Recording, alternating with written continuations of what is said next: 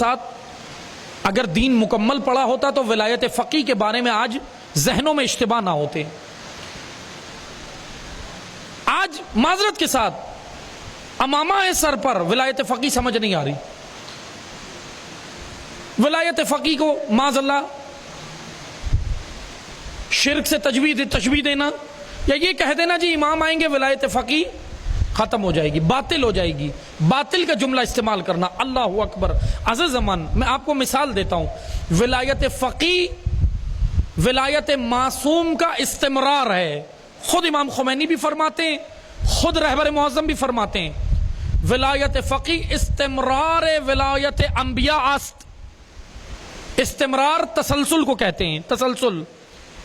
ولایت فقی انبیاء کی، اولیاء کی، اوصیاء کی، ائمہ کی جو ولایت چلی آ رہی ہے اس کا یہ تسلسل ہے دور غیبت میں، تسلسل ہے۔ میں نے مثال بھی دی تھی پہلے آپ کو کہ سورج ہے، سورج کی کرنیں ہیں، سورج کی کرنیں ہیں نا، کرن سورج کے مقابل نہیں ہے، سورج کا جز ہے۔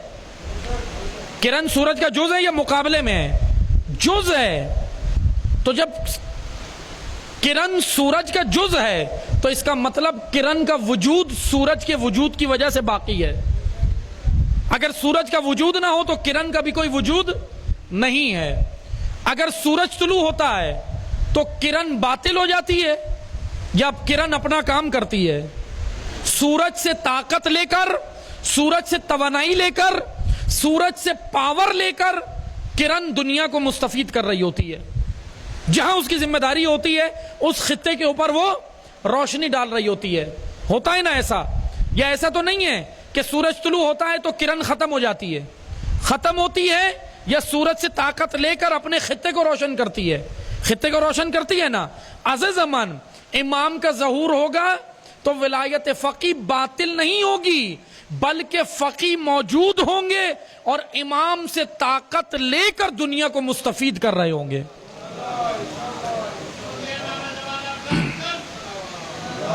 اللہم صلی علی محمد۔ معذرت کے ساتھ آج بعض کے سمجھ نہیں آ رہا، کہتے ہیں امام ظہور کریں گے ولایت فقی باطل ہو جائے گی۔ اللہ نہ عزیز امان، یہی مسئلہ ہے۔ دین مکمل پڑھیں تاکہ ولایت فقی سمجھ آئے کیا ہے۔